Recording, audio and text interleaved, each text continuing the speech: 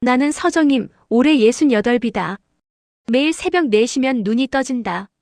알람도 필요 없다. 몸이 기억하고 있으니까. 찬물로 얼굴을 씻고 앞치마를 두르고 가게로 향한다. 집에서 가게까지는 걸어서 5분. 그 5분이 하루 중 가장 조용한 시간이다. 정희민의 반찬이라는 간판이 보인다. 며느리 이름으로 된 가게. 하지만 실제로 이 가게를 돌리는 건 나다. 며느리는 포장과 배달, 손님 응대만 한다. 칼을 잡고 불 앞에 서고 간을 맞추는 건 전부 내 몫이다. 어머님 음식은 믿고 먹어요. 단골 손님들은 늘 이렇게 말한다. 그 말이 좋아서 시작한 건 아니었다. 아들이 장사를 시작하겠다고 했을 때 며느리가 요리를 잘 못한다는 걸 알았다. 그래서 내가 거들었다. 처음엔 일주일만, 그 다음엔 한 달만, 그렇게 3년이 흘렀다. 물김치, 멸치볶음, 장조림, 시금치나물, 고사리나물, 콩나물 무침. 하루에 20가지가 넘는 반찬을 만든다. 손님들은 집에서 만든 것 같아요라고 하지만 정작 내 집 식탁엔 반찬이 없다. 만들 힘이 남아있지 않으니까. 그날도 그랬다. 새벽부터 장조림을 끓이고 있었다. 간장 냄새가 가게 안을 가득 채웠다. 고기를 건져 올리려는데 갑자기 눈앞이 흐려졌다. 손에 힘이 풀렸다. 국자가 바닥에 떨어지는 소리가 들렸다. 그리고 나는 쓰러졌다. 정신을 차렸을 때는 병원이었다. 하얀 천장, 소독약 냄새, 삑삑거리는 기계음. 간호사가 말했다. 과로와 탈수 중이세요. 혈압도 많이 높으시고요. 며칠은 푹 쉬셔야 해요. 며칠? 나는 고개를 저었다. 내일 장조림 주문이 15개나 들어와 있다. 물김치도 떨어졌다. 멸치볶음도 다시 만들어야 한다. 그때 휴대폰이 울렸다. 며느리였다. 어머니, 괜찮으세요? 많이 놀랐어요. 나는 안도했다. 그래, 이렇게 걱정해주는구나. 어머니, 그런데 내일 반찬은 어쩌죠? 심장이 철렁 내려앉았다. 장조림은 꼭 해주셔야 돼요. 단골한테 약속했거든요. 물김치도 떨어졌고요. 그래, 알았다.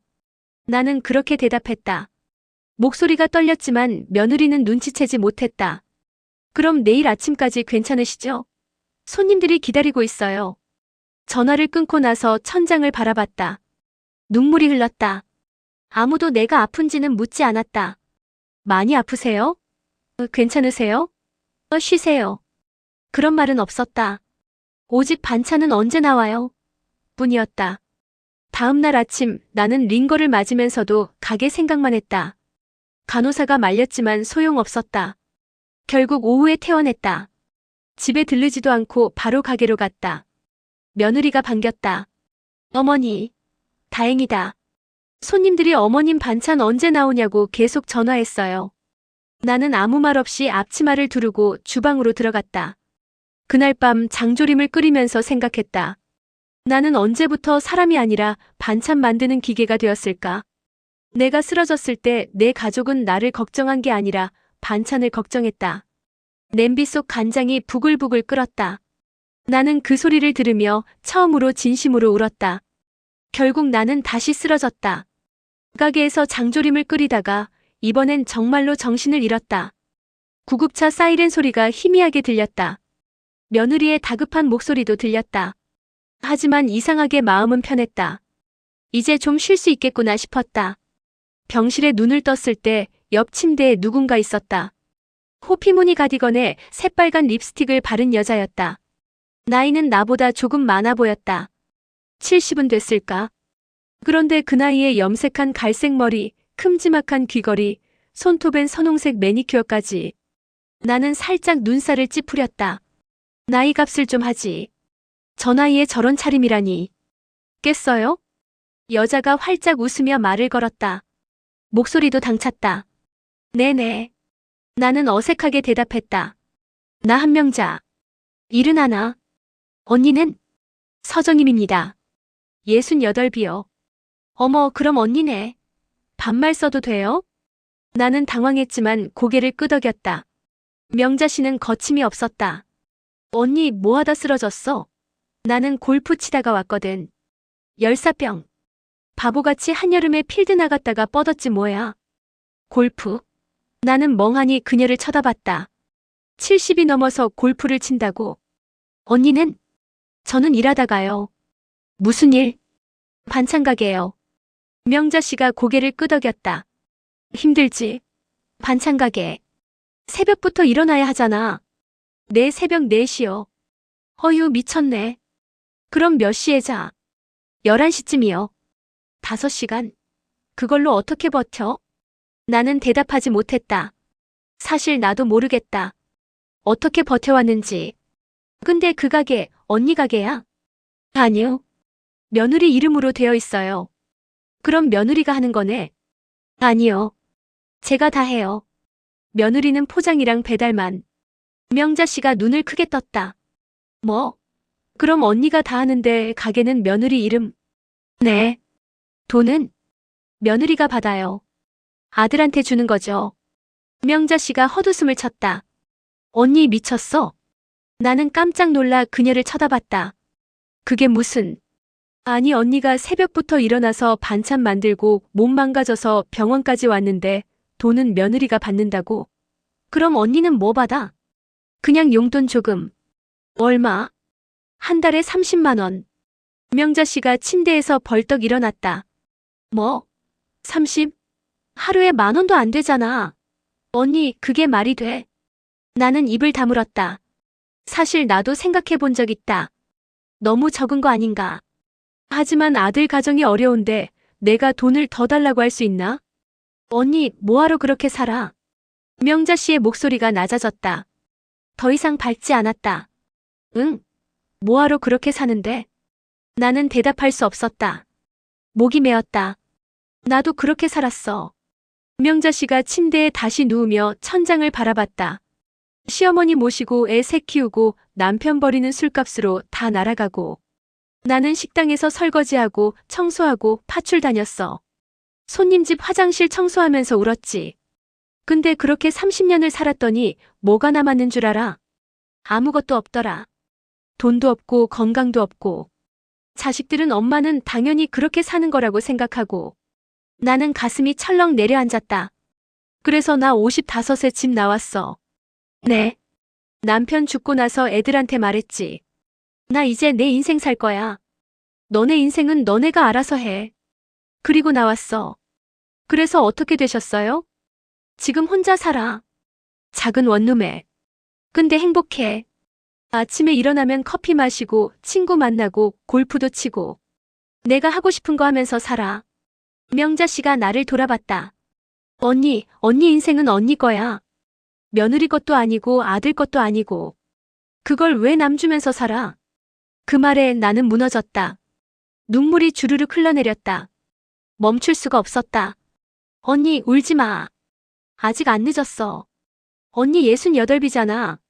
나보다 어려. 아직 시간 많아. 명자 씨가 내 손을 잡았다. 따뜻했다. 다시 시작해, 언니. 이번엔 언니를 위해서. 그날 밤 나는 처음으로 생각했다. 나는 뭐하러 이렇게 살았을까? 그리고 명자 씨의 말이 계속 귓가에 맴돌았다. 언니 인생은 언니 거야. 병원에서 이틀을 더 있었다. 의사는 최소 일주일은 쉬라고 했지만 나는 사흘 만에 퇴원하겠다고 우겼다. 가게가 걱정됐다. 아니, 사실은 가게보다 아들과 며느리의 눈치가 보였다. 퇴원하던 날 아들이 데리러 왔다. 엄마, 괜찮으세요? 응, 괜찮다. 다행이다. 그런데 엄마 가게 일 좀 천천히 하시면 안 돼요? 이러다 큰일 나요. 나는 고개를 끄덕였다. 아들이 걱정해주니 마음이 좀 놓였다. 근데 엄마, 오늘 주문이 20건 넘게 들어왔는데. 결국 걱정은 가게였다. 집에 도착했다. 현관문을 열자마자 며느리가 앞치마를 내밀었다. 어머니, 괜찮으세요? 많이 놀랐어요. 근데 오늘 장조림이랑 멸치볶음이 떨어졌어요. 내일까지 만들 수 있으시죠? 나는 앞치마를 받아들었다. 손이 떨렸지만 티내지 않았다. 응, 할게.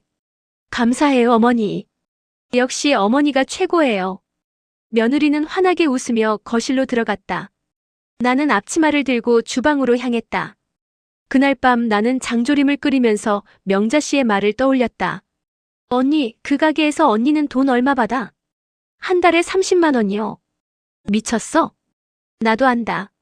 30만 원이 터무니없이 적다는 걸. 하지만 어쩌겠는가. 가게는 며느리 이름이고 통장도 며느리 것이다. 처음 가게를 시작할 때 아들이 말했다. 엄마, 가게는 정임이 이름으로 할게요. 엄마가 하시면 나중에 세금 문제도 있고 복잡해요. 그때는 아무 생각 없이 고개를 끄덕였다. 어차피 우리 집 가게인데 누구 이름으로 하든 상관없다고 생각했다.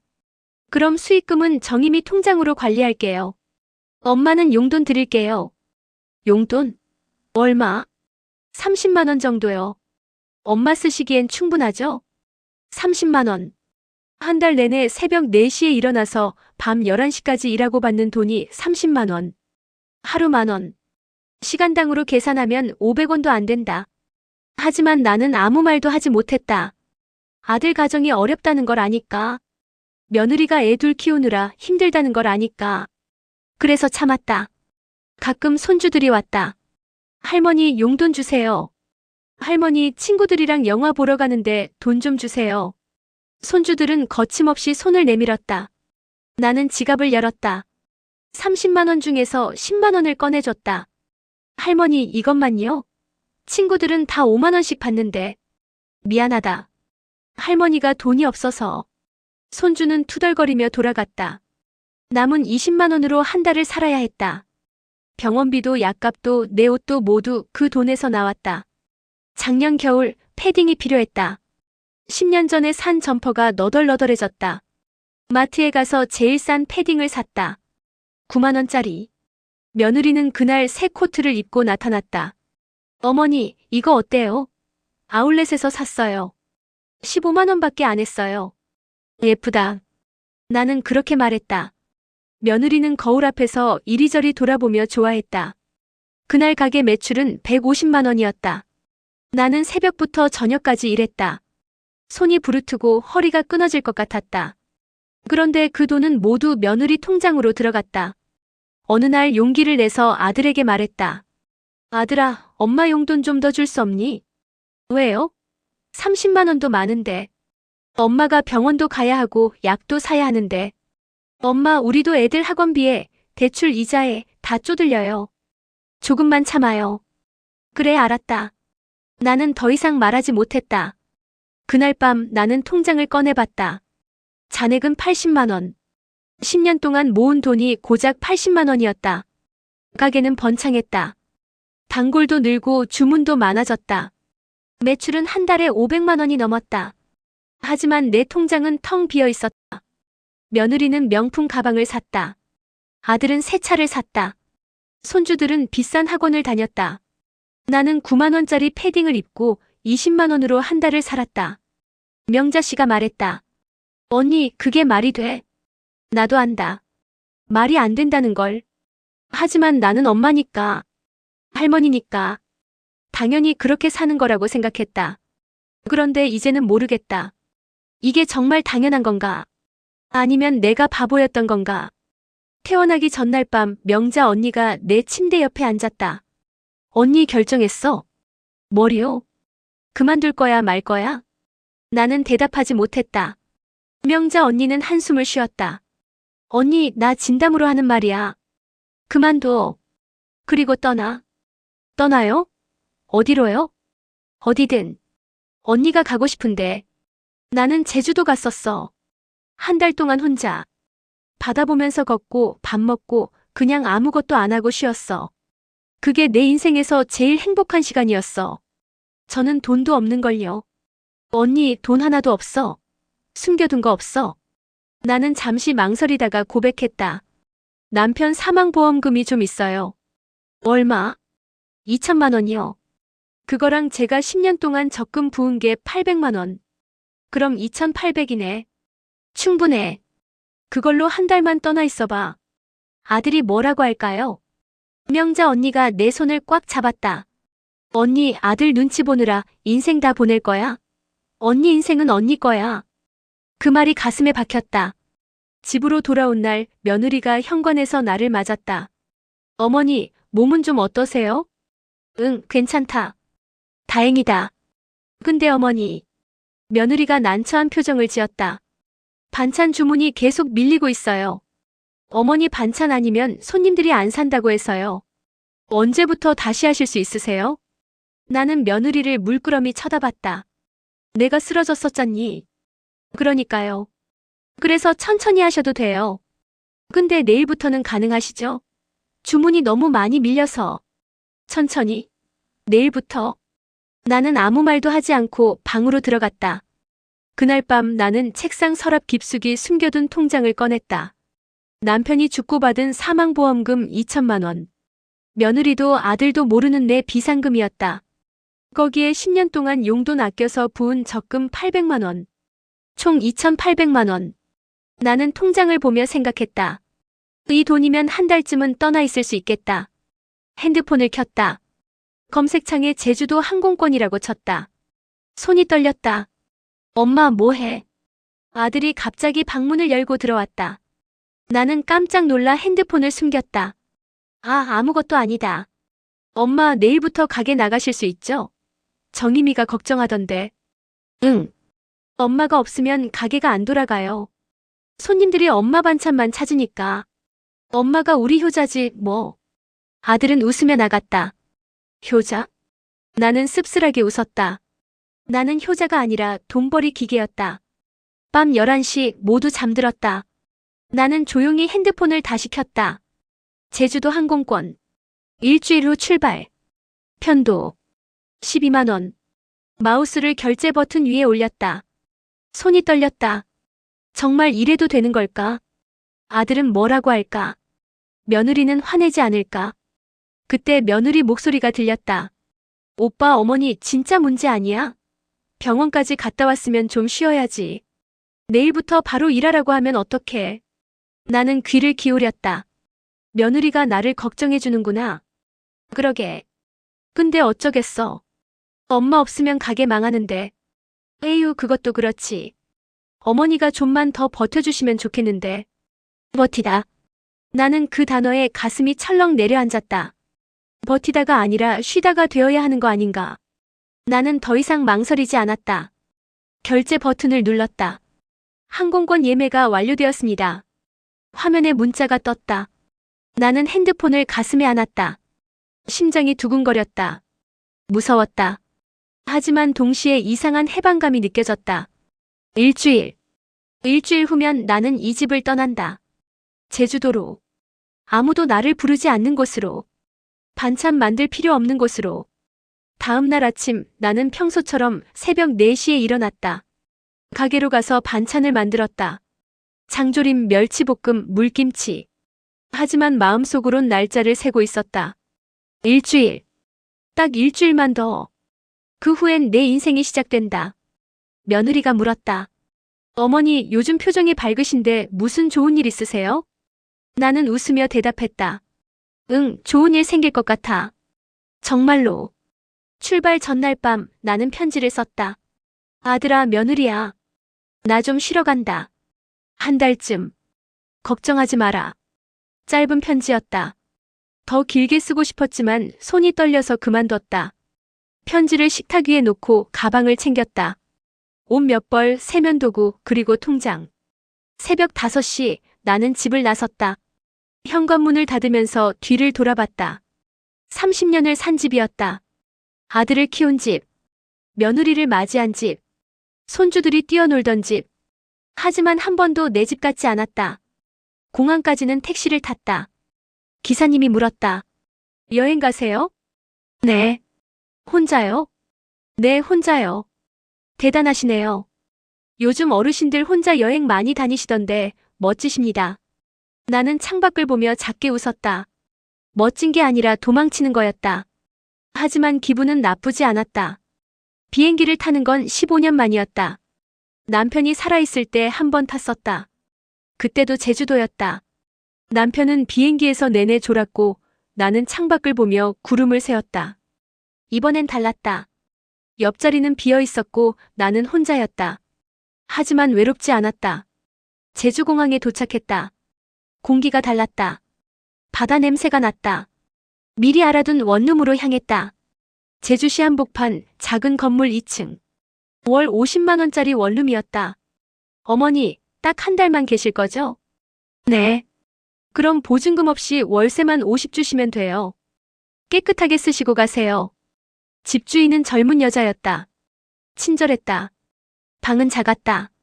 5평도 안 될 것 같았다. 하지만 창문을 열면 바다가 보였다. 나는 가방을 내려놓고 창가에 섰다.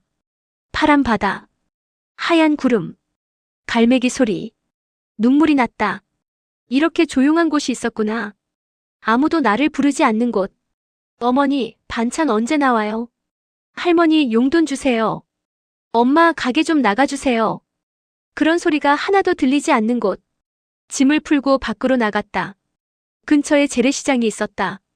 30년 동안 시장에서 반찬 재료만 샀다. 오늘은 달랐다. 싱싱한 갈치를 샀다. 한 마리. 작은 호박도 샀다. 상추 한 봉지, 계란 한 판. 어머니, 혼자 사세요? 생선 가게 아주머니가 물었다. 네, 혼자요. 그럼 갈치 한 마리면 너무 많은데. 반마리 드릴까요? 아니요, 한 마리 주세요. 나는 웃으며 말했다. 천천히 먹을래요. 원룸으로 돌아와 요리를 시작했다. 갈치조림, 호박나물, 계란말이.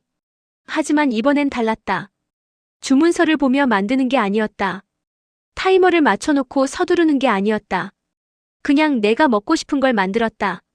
갈치조림에 고추를 듬뿍 넣었다. 나는 매운 걸 좋아하는데 며느리가 매운 거 못 먹어서 늘 싱겁게 만들었다. 오늘은 내 입맛대로. 호박나물에 참기름을 넉넉히 두르고 계란말이는 설탕을 조금 넣어 달달하게 만들었다. 식탁에 앉아 밥을 먹었다. 혼자. 맛있었다. 30년 만에 처음으로 내가 하고 싶은 대로 만든 음식. 그리고 아무도 이거 왜 이렇게 매워요? 간이 싱거운데요? 라고 말하지 않았다. 밥을 다 먹고 설거지를 했다. 그릇 3개. 냄비 하나. 후라이팬 하나. 가게에서는 하루에 20개가 넘는 냄비를 씻었다. 손이 부르트고 허리가 끊어질 것 같았다. 오늘은 5개. 그것도 천천히 씻었다. 설거지를 마치고 커피를 내렸다. 원두는 공항에서 샀다. 제주산 커피. 드립 주전자에 물을 끓이고 종이 필터를 올리고 원두를 천천히 갈았다. 커피 내리는 법은 유튜브로 배웠다. 병원에 입원해 있을 때 명자 언니가 보여줬다. 언니 이거 봐. 나 이거 배워서 매일 아침 커피 내려 마셔. 진짜 좋아. 뜨거운 물을 천천히 부었다. 커피 향이 방 안에 퍼졌다. 달콤하고 고소한 향. 반찬 냄새가 아니었다. 간장 냄새도 된장 냄새도 아니었다.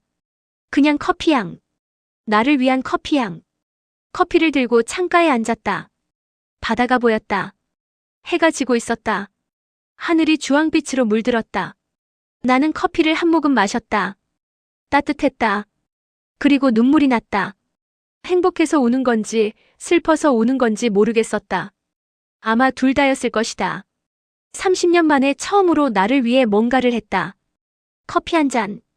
그게 이렇게 눈물나게 좋을 줄 몰랐다. 핸드폰이 울렸다. 아들이었다. 나는 핸드폰을 꺼냈지만 받지 않았다. 오늘은 아들의 엄마가 아니었다. 오늘은 그냥 서정임.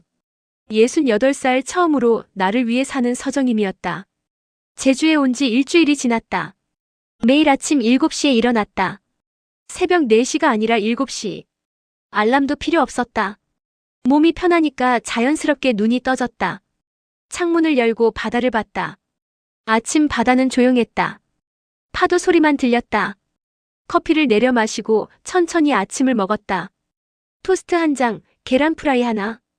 가게에서는 아침을 거른 날이 더 많았다. 반찬 만들기 바빠서. 오전엔 해변을 걸었다. 이호태우 해변. 집에서 걸어서 10분 거리였다. 백사장을 맨발로 걸었다. 모래가 간지러웠다.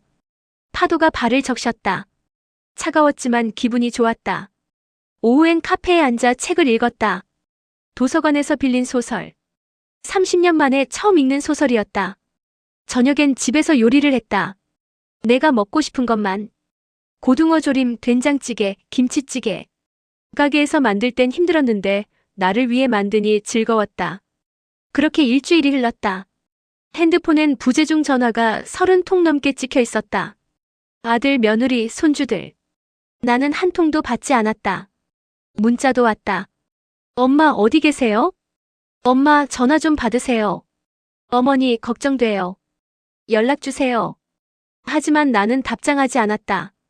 편지에 썼으니까. 한 달쯤 쉬러 간다고. 그날 오후 카페에 앉아 있는데 전화가 또 왔다. 며느리였다. 나는 한참을 망설이다가 받았다. 여보세요. 어머니. 며느리 목소리가 급했다. 어머니, 지금 어디 계세요? 왜 연락을 안 하세요? 걱정했잖아요. 편지 안 받니? 쉬러 갔다고 썼는데. 그래도 연락은 해야죠. 저희가 얼마나 놀랐는데요. 나는 조용히 커피를 한 모금 마셨다. 미안하다. 근데 나 괜찮으니까 걱정 마. 어머니, 설마 아직도 화난 거 아니죠? 응. 저희가 어머니한테 무리하게 일 시킨 것 때문에 그래서 삐진 거 아니에요? 삐지다. 나는 헛웃음이 나왔다. 내가 삐진 게 아니라 도망친 건데. 아니야. 화 안 났어. 그럼 언제 돌아오세요? 가게가 난리예요. 손님들이 어머니 반찬만 찾아요. 어머니가 없으니까 매출이 반토막 났어요. 어머니 반찬 아니면 안 산대요. 빨리 돌아오셔야 해요. 나는 창밖을 봤다. 바다가 보였다. 파도가 밀려왔다가 다시 빠져나갔다. 며느리야. 네, 어머니. 나 이제 안 해. 네. 뭐라고요? 반찬. 이제 안 만들어. 전화기 너머로 침묵이 흘렀다. 어머니, 농담이시죠? 아니. 진심이야. 어머니, 그럼 가게는 어떡하라고요? 저는 어머니처럼 못 만들어요. 배우면 돼. 어머니. 며느리 목소리가 높아졌다. 손주들은 어쩌고요? 애들이 어머니 음식 아니면 안 먹는다고요. 나는 깊게 숨을 쉬었다. 그럼 사서 먹으렴. 요즘 좋은 반찬 가게 많더라. 어머니 진심이세요? 정말로 안 하실 거예요? 응. 나 이제 내 인생 살 거야. 어머니가 빠지면 가게 망해요. 저희 생계가 달린 문제라고요. 그건 미안하다. 미안하다고요? 어머니가 시작한 가게잖아요. 내 이름으로 된 가게 아니잖니. 내 이름이잖아. 며느리가 할 말을 잃었다. 그리고 며느리야. 네. 나 3년 동안 일했어. 매일 새벽 4시에 일어나서 밤 11시까지. 근데 받은 돈은 한 달에 30만 원이었어. 그건 이제 지쳤어. 내 나이 68이야. 70 되기 전에 좀 쉬고 싶어. 그래도 가족인데. 가족이 서로 도와야죠. 나는 쓴웃음을 지었다. 가족이면 내 건강도 물어봐야 하는 거 아니야? 어머니. 나 병원에 쓰러졌을 때 며느리 너 제일 먼저 뭐라고 물어봤는지 기억나? 며느리가 대답하지 못했다. 반찬은 언제 나와요? 였어. 어머니, 그건 제가 당황해서. 알아. 근데 그게 나한테는 칼이었어. 나는 커피를 다 마셨다. 나 한 달 있다가 갈게. 그때까지 며느리 너 혼자 해봐. 할 수 있어. 어머니. 그리고 며느리야. 네. 나 이제 엄마 노릇 그만할 거야. 이제부터는 그냥 서정임으로 살 거야. 전화를 끊었다. 손이 떨렸다. 심장이 두근거렸다. 무서웠다. 하지만 동시에 후련했다. 30년 만에 처음으로 내 입으로 내 마음을 말했다. 이제 안 해. 그 말이 이렇게 어려울 줄 몰랐다. 하지만 해냈다. 나는 창밖 바다를 보며 작게 웃었다. 파도는 계속 밀려왔다가 빠져나갔다. 그리고 나는 이제 그 파도처럼 자유로웠다. 며느리와 통화를 끊은 지 이틀 후 아들에게서 전화가 왔다. 나는 핸드폰을 보며 한참 망설였다. 받아야 하나 말아야 하나? 결국 받았다. 여보세요. 엄마. 아들 목소리는 차가웠다. 엄마, 정림이한테 들었어요. 가게 그만둔다고요? 응. 진심이세요? 진심이야. 아들이 한숨을 쉬었다. 엄마, 우리 얘기 좀 합시다. 엄마 지금 어디 계세요? 제주도. 제주도요? 거기서 뭐 해요? 쉬고 있어. 쉬는 건 집에서도 할 수 있잖아요. 왜 굳이 제주도까지? 집에선 못 쉬더라. 아들이 말을 멈췄다. 잠시 침묵이 흘렀다. 엄마, 솔직히 말씀드릴게요. 그래, 말해봐. 엄마가 갑자기 이러시니까 우리가 너무 당황스러워요. 가게는 엄마 손맛으로 유지되는 건데 엄마가 빠지면 망해요. 그건 내가 해결해야지. 엄마. 아들 목소리가 높아졌다. 엄마, 이게 우리 가족 생계예요. 저희 대출도 있고 애들 학원비도 있고 다 이 가게로 버는 건데. 그러니까 내가 배워서 해. 반찬 만드는 거 어려운 것도 아니잖아. 엄마는 쉽게 말씀하시네요. 저는 요리 못한다고요. 나는 창밖을 봤다. 파도가 밀려오고 있었다. 아들아, 나도 처음엔 못했어. 배워서 한 거야. 엄마하고 저하고는 다르죠. 뭐가 달라? 엄마는 엄마니까요. 나는 코웃음을 쳤다. 엄마니까 당연히 희생해야 한다는 거지.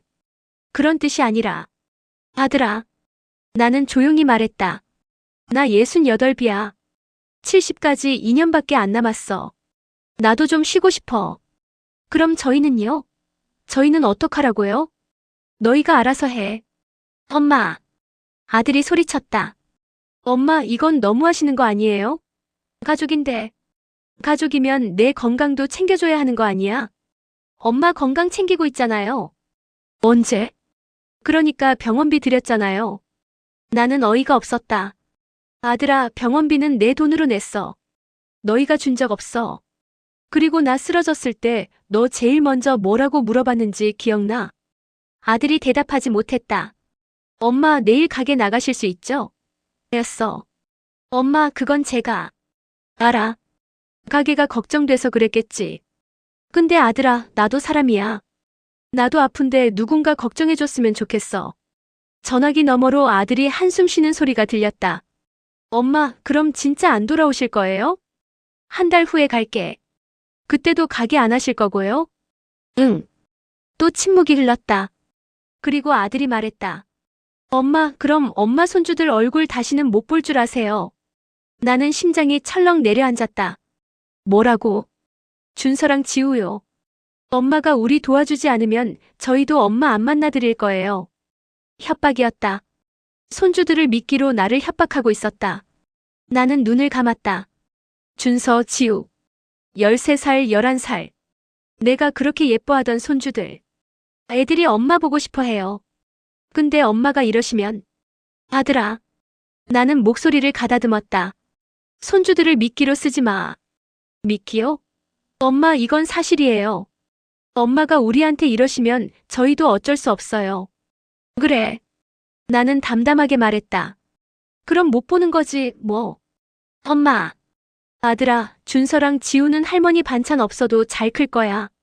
엄마, 정말 그렇게 하실 거예요? 응. 내가 택한 거야. 나는 깊게 숨을 쉬었다. 아들아, 나 평생 엄마로만 살았어. 며느리 눈치 보고 손주들 밥 챙기고 너희 가게 일하고. 근데 이제 지쳤어. 엄마. 나도 내 인생 좀 살고 싶어. 그게 그렇게 나쁜 거야? 아들이 대답하지 못했다. 한 달 후에 갈게. 그때 다시 얘기하자. 전화를 끊었다. 손이 떨렸다. 눈물이 났다. 손주들 얼굴이 떠올랐다. 준서는 늘 할머니, 멸치볶음 주세요 하며 내 치마를 잡아당겼다. 지우는 할머니 장조림이 세상에서 제일 맛있어요 하며 웃었다. 그 얼굴들을 못 볼 수도 있다. 가슴이 아팠다.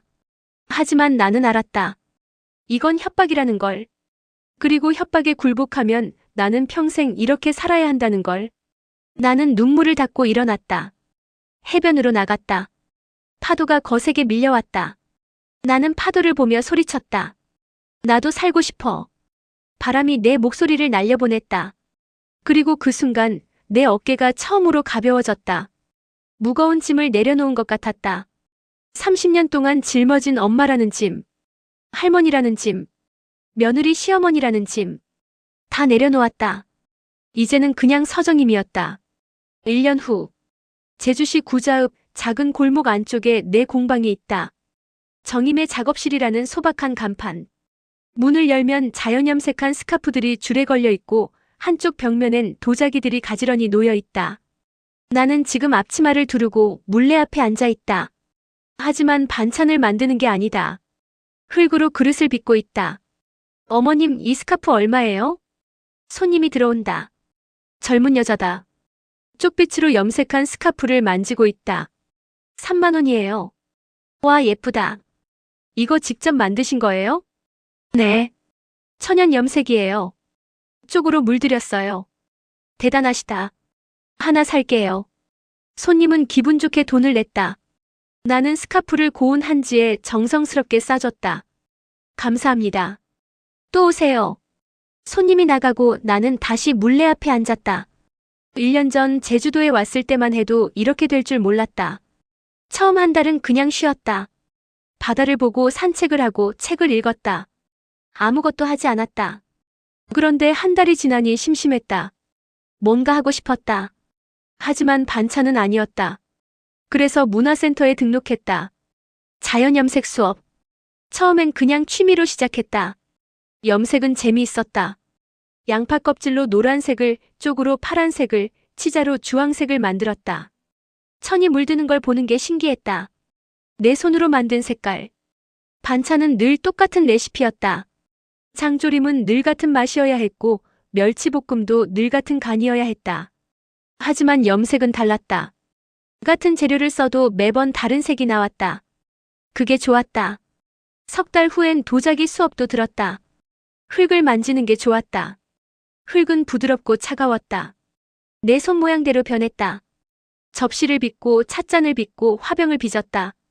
가마에서 구워낸 도자기를 보는 순간이 제일 행복했다. 내가 이런 걸 만들 수 있구나.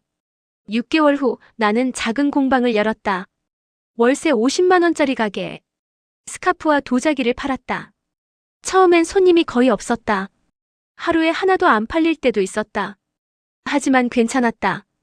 돈을 많이 버는 게 목표가 아니었으니까. 그냥 내가 하고 싶은 걸 하는 게 목표였다. 조금씩 손님이 늘었다. SNS에 공방 사진을 올렸더니 사람들이 찾아왔다. 여기 분위기 좋네요. 이 스카프 정말 예쁘다. 도자기 하나 사갈게요. 지금은 한 달에 150만 원 정도 번다. 반찬 가게 때보다 훨씬 적은 돈이다. 하지만 나는 행복하다. 새벽 4시에 일어나지 않아도 된다. 밤 11시까지 일하지 않아도 된다. 오전 10시에 공방 문을 열고 오후 6시에 닫는다. 점심은 천천히 먹는다. 가끔 친구들과 카페에서 수다를 떤다. 친구들. 나한테도 친구가 생겼다. 명자 언니는 가끔 제주도로 놀러 온다. 우리는 바다를 보며 와인을 마신다. 언니 진짜 잘했어. 이렇게 사는 거야. 명자 언니가 말한다. 언니 덕분이에요. 아니야. 언니가 용기 낸 거지. 염색 수업에서 만난 친구들도 있다. 다들 나보다 어리지만 나이는 중요하지 않았다. 우리는 염색 이야기를 하고 도자기 이야기를 하고 인생 이야기를 한다. 그날 오후 핸드폰이 울렸다. 아들이었다. 1년 동안 아들과 통화한 건 5번 정도. 처음엔 화가 난 목소리였다가 점점 차분해졌다. 여보세요. 엄마 나야. 응, 아들. 엄마 잘 지내세요? 응, 잘 지내. 저기 엄마 미안해요. 나는 멈칫했다. 뭐가? 엄마한테 너무했어요. 엄마를 사람이 아니라 일하는 기계처럼 대했어요. 엄마 없이 1년 살아보니까 알겠더라고요. 엄마가 얼마나 힘들었는지. 나는 눈물이 났다. 지금 가게는 정희미가 하고 있어요. 처음엔 힘들어했는데 이제 좀 하네요. 엄마만큼은 아니지만. 그래, 잘했네. 엄마, 제주도 한번 가도 돼요? 엄마 얼굴 보고 싶어요. 응. 와. 손주들도 데려가도 돼요? 나는 미소 지었다. 그래, 데려와. 할머니가 맛있는 거 사줄게. 감사합니다, 엄마. 전화를 끊고 나는 물레 앞에 앉았다. 흙을 올려놓고 천천히 돌렸다. 그릇이 만들어졌다. 조금 삐뚤었지만 괜찮았다. 완벽하지 않아도 괜찮았다. 나는 68배 새로운 인생을 시작했다. 늦은 게 아니었다. 오늘이 내 인생의 첫날이었다. 반찬은 끊었지만 내 인생은 이제 시작이었다. 창밖으로 제주 바다가 보였다. 파도는 오늘도 밀려왔다가 빠져나갔다. 그리고 나는 자유로웠다.